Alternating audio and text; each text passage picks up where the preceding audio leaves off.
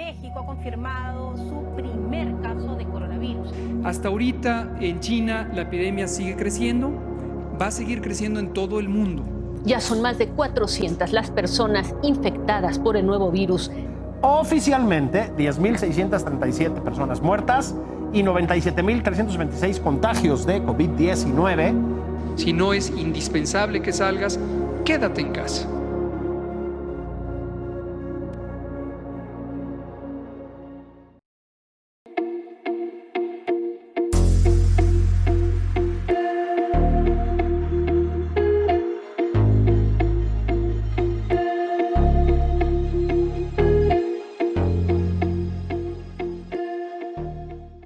Existe evidencia de que toda pandemia siempre trae consigo la afectación de diversas esferas de las comunidades y los individuos. Por ejemplo, aquella económica, las dinámicas sociales, la salud física, pero también, de manera indiscutible, la salud mental.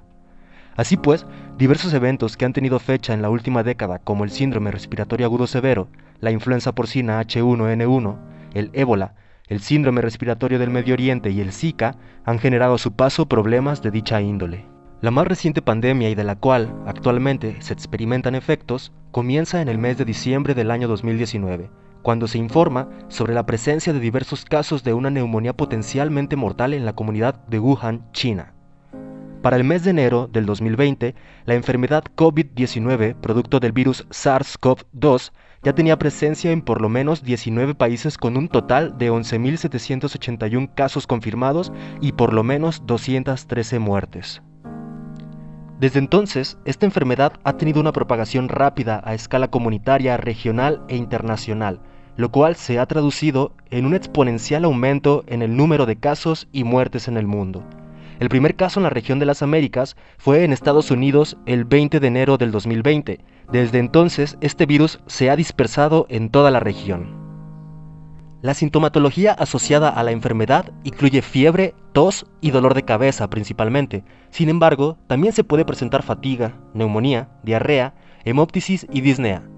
A pesar de que los síntomas son relativos a una baja gravedad, el contagio rápido puede llegar a originar colapsos en los sistemas sanitarios, llegando así a saturar la ayuda de los pacientes graves, que generalmente se asocia a personas adultas mayores o pacientes con enfermedades crónico-degenerativas.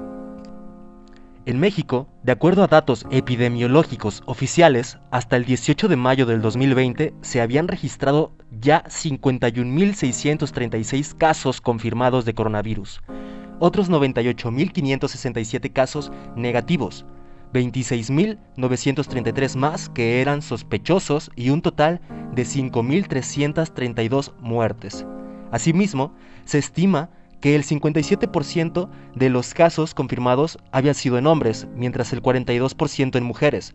Además de esto, el 61% de los casos eran ambulatorios y tan solo el 38% se trataba en ambientes hospitalarios. Dentro de las comorbilidades principales, se encontraban también con un 21% la hipertensión, con 20% la obesidad, con 18% la diabetes y por último el tabaquismo con un total de 8%. En consecuencia, el país decretó una fase 3 de alerta con un estado de distanciamiento social y cuarentena para la población con la finalidad de reducir los contagios y sobre todo prevenir la saturación del sistema de salud, con lo cual se recomendaba a la población general permanecer en su casa y sobre todo reducir el contacto al mínimo. Esto a su vez traería diversos efectos consigo, de acuerdo con diversos investigadores, ya que los procesos de cuarentena suelen ser desagradables para quienes los viven, debido a que conllevan principalmente la separación de nuestros familiares, la pérdida relativa de la libertad y un incremento de la percepción del aburrimiento, a la vez que incluso casos anteriores de cuarentena se han visto relacionados con el incremento de eventos de ira, así como de muertes por suicidio. Incluso se hace alusión a que mientras mayor sea el tiempo de distanciamiento, será mayor la probabilidad de experimentar afecciones, entre ellas principalmente la sensación de soledad. Así pues, diversas investigaciones han demostrado que la población general presenta un incremento de su miedo, incertidumbre, angustia, consumo de alcohol y tabaco, además de la experimentación de trastornos de estrés postraumático, trastornos de ansiedad, depresión y también somatizaciones ante la condición que se experimenta. Asimismo, otros estudios han identificado también un incremento en la experimentación de niveles de ansiedad y depresión para con la población en general, además de una disminución de la percepción de felicidad y satisfacción con la vida. Por su parte, otros estudios exponen que los mayores niveles de angustia dentro de este periodo de pandemia se han asociado al género femenino, mientras, por otra parte, el contar con un conocido que se encuentre bajo diagnósticos de COVID-19 o el contar con un historial de problemas médicos recurrente, tener que trasladarse saliendo de casa para poder realizar actividades laborales, elevarían a su vez los niveles de ansiedad, estrés y depresión respectivamente. Ahora bien, dirigiendo esta conversación hacia el punto medular, a través de la evidencia médica se ha expuesto que la población joven forma parte del grupo menormente propenso a presentar infecciones por COVID-19. Sin embargo, algunas investigaciones postulan en sus resultados que es dicho grupo quien mayormente presenta preocupaciones o angustias por tener un papel como posible portador asintomático del virus. Asimismo, a través de diversas evaluaciones se han identificado niveles de ansiedad y estrés que se presentan por encima de los límites de normalidad. Si a este planteamiento sumáramos estadísticas que refieren que los jóvenes son un grupo de vulnerabilidad ante la conducta suicida, resultaría imperante la investigación al respecto. Por ejemplo, diversas organizaciones refieren que el suicidio se ha consolidado como la segunda causa de muerte en el grupo etario de 15 a 29 años de edad en todo el mundo, y a su vez como la tercera causa de muerte entre los 15 y 19 años, mientras que para la región de las Américas, la mayoría de los suicidios se efectuarían entre las edades de 20 y 24 o 25 y 44 años. En el panorama nacional, México tiene la tasa más alta de mortalidad por suicidio en el grupo de 20 a 24 años, mientras que el estado de Nayarit posee el mayor número de suicidios situados entre los 15 y 29 años, seguido por el grupo de 30 a 34. De esta manera, situando el contexto de la presente investigación con relación al COVID-19, en el estado de Nayarit, hasta la fecha del estudio, se contaba con 340 casos acumulados, de los cuales 173 eran activos, 132 eran recuperados y 32 más habían sido registrados como defunciones. Sin embargo, es importante tomar a consideración múltiples variables, las cuales la misma Organización Mundial de la Salud postula en la guía sobre consideraciones psicosociales y de la salud mental durante el brote de COVID-19.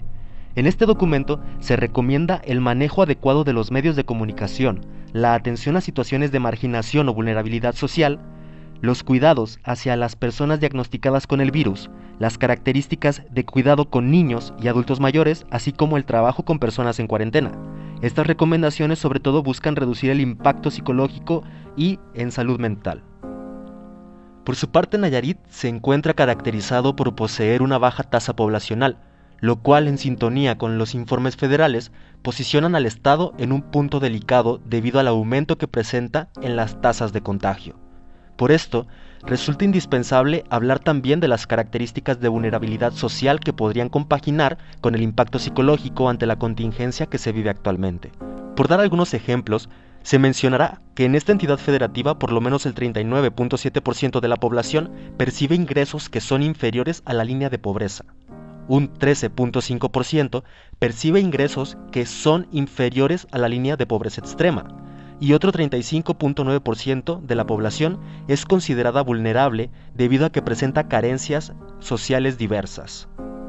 Por ende, podríamos mencionar que estas características sociodemográficas, junto con la vulnerabilidad de riesgo propio de una epidemia, hacen imperante la intervención de planes estratégicos para afrontar de manera coordinada la contingencia. Sin embargo, las autoridades gubernamentales estatales han generado acciones confusas donde se emiten decretos con el fin de salvaguardar la seguridad de los habitantes, para posteriormente, por diversas razones, desistir de los mismas. Estas acciones podrían propiciar en la población la percepción de no control de la contingencia, influyendo de manera directa en la salud mental de la comunidad. A continuación te mostraremos en algunas imágenes el diseño metodológico de la investigación que estamos presentándote. Podrás, si deseas, pausar el video y profundizar en la información que se presenta en cada una de las diapositivas.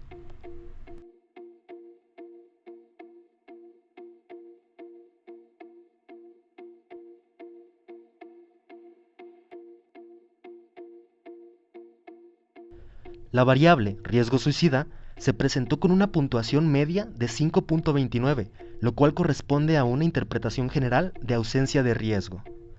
Por su parte, la puntuación media de la variable de ansiedad como rasgo fue de 47.44, mientras que la correspondiente a la ansiedad como estado fue de 45.72, ambas puntuaciones correspondientes a una interpretación general de sintomatología ansiógena alta.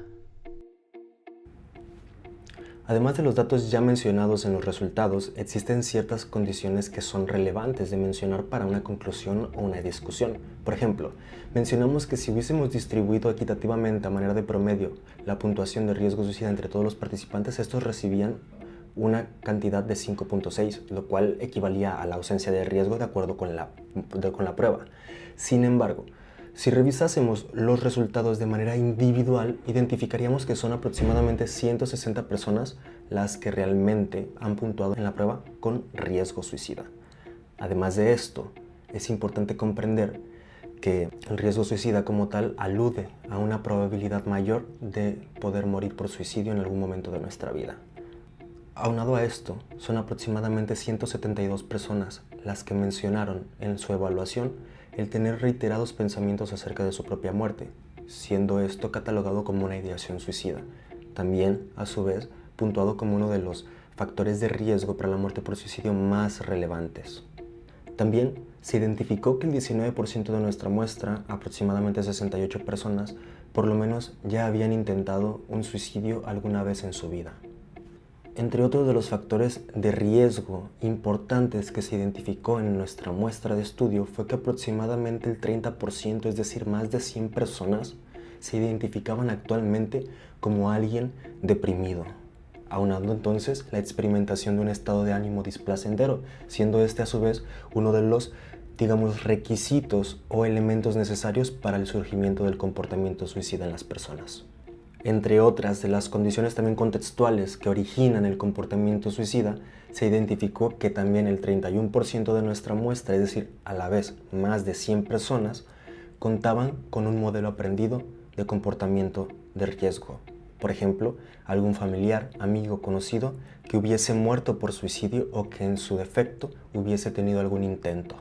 Para las condiciones relacionadas a la variable de ansiedad necesitamos principalmente definir y hacer una diferenciación entre las dos características que estábamos evaluando.